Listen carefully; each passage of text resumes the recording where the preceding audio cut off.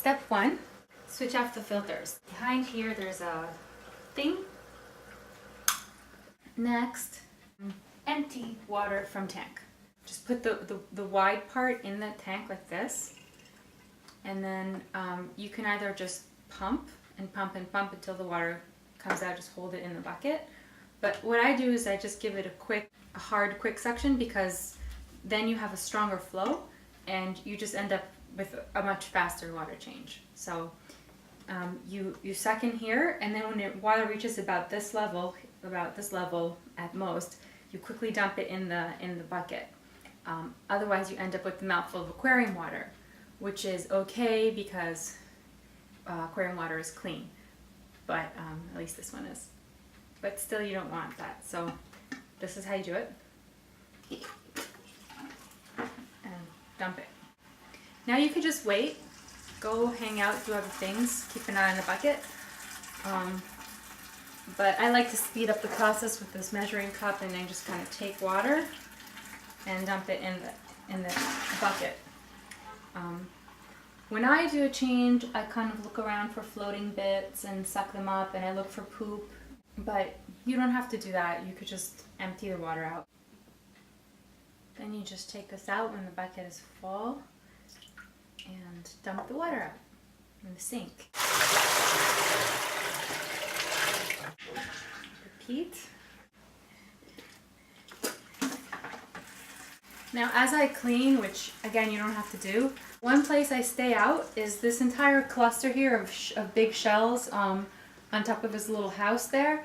I never disturb that, so I could kind of shove this pink thing around and clean under it, and I can move this, what we call the villa, and clean under it for little bits of debris. But that bunker is his safe space to hide. So whenever he needs to hide, he always knows that's a place that he will not be disturbed in there. So he can feel safe, which makes him in the end, I think, braver, because he has a choice, he has a place to escape to. And sometimes, I have peeked under there in the past, but there's never any poop in there. He keeps his house spick and span, so there's no reason to go clean in there. Now we need to put good water back in. This is what it looks like after 4 buckets have been taken out, when the tank was properly filled all the way to the top. This is a 3-gallon bucket. There's a marking that's hard to see, but you could just use this lip and fill up to the lip. This is Prime, a detoxifier. This is it's called cichlid salt.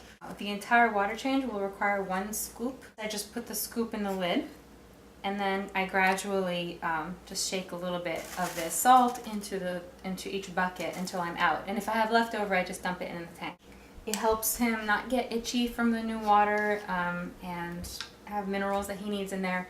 And it makes the water just a tiny bit brackish. It's not salty like seawater, but yeah, you'll hardly taste it, I promise. So you put 1, 2, 3, 4, 5, 6, 7. To know the temperature of the water to put back in, you could just take some in the measuring cup, put your finger in there to feel what it's like, and then in the kitchen, when you turn the water on to the coldest setting, see that it's more or less the same. The rule of thumb is that it's better to have it be a tiny bit hotter than the tank already is, rather than have it be too cold, because too cold will be unpleasant for the fish, and a tiny bit warmer is fine. But just make sure to dump out your finger water. Some people like to wait for a few minutes for the chemicals to do their thing in the bucket before putting it in, which is what I usually do. But if you don't feel like waiting, that's also fine. You could just put the water in, and it'll just kind of sort itself out. If you're just here and hanging out and you don't care, you could just let it sit for 5 minutes before putting it in. What you want to avoid is to have a gigantic sandstorm from dumping a whole bucket of water into a very shallow tank. So this is a cool trick that Rob invented, actually. I put this on my leg so it supports the weight, because I don't want the tank to have to support the weight too much. The measuring cup breaks the force of the water, so that instead of slamming into the sand, it kind of evenly spills over the lip The important thing is that you don't have a gigantic big white cloud of dust, which you would notice if that happened. If it does happen, just wait a minute extra before turning the filters back on so that it settles. The substrate in here is pretty heavy, so it does settle quickly. Just be careful not to have your fingers touch the tank water, because the lotions and soaps and who knows what is on our hands is really not something you want to stick in a fish tank. It's time to turn the filter back on. I take the lid off, fill this gently up to 1, 2, turn it on and then keep pouring. You can hear it's kind of loud.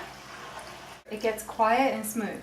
The filter needs to be spinning. This is called the biowheel, and a lot of good bacteria live in there. Now that he has fresh water, we're just going to wait 15 minutes and then do a water test. I take a clean test tube, take some water out. You fill it with tank water until the white line. I shake my bottles, put 8 drops of bottle number 1 and 8 drops of bottle number 2.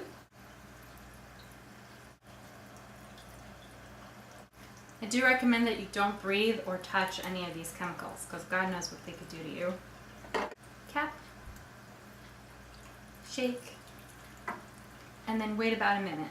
It says ammonia right here, and you can see already it's very, very yellow. I've been keeping it very good.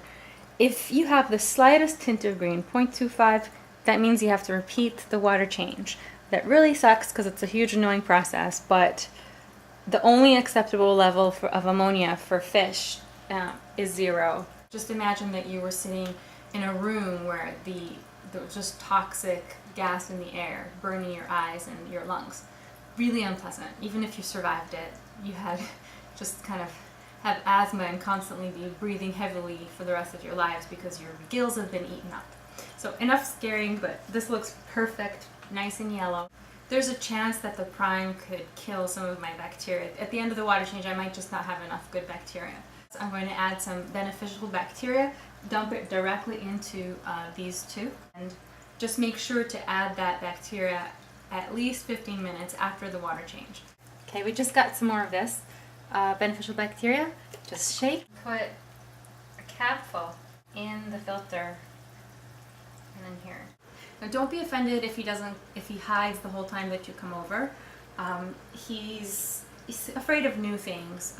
I've done a lot of work with him to get him used to a water change. I get him treats and training sessions when I have the tube in and when the water level is lower and things like that. So with me, he'll usually poke around. He didn't so much do it today, but usually he will, and he's just kind of curious. But he might hide the whole time you're there. And again, if he's in his bunker, which is probably where he's going to go, don't disturb or touch the shells at all.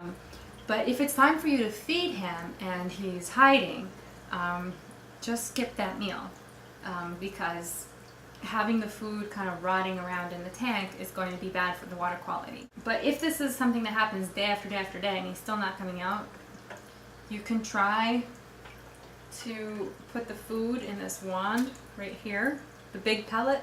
I'll show you, you'll have the small pellets and the big pellets. You just put one big pellet in here, close it, again carefully with clean hands, put it in, and then when it's in you can open it next to his face, and he'll probably eat that. If he's at least sticking his face out, he'll probably eat that. Oh, and then one more thing that would be really great if you could try to keep an eye on is that the curtains right there, close them in the evenings, because usually sometime between 4 and 7 there's a very, very strong sun that goes directly on the tank. He's albino and he has sensitive red eyes, and he hates having the sun on him. He'll always hide when the sun's out.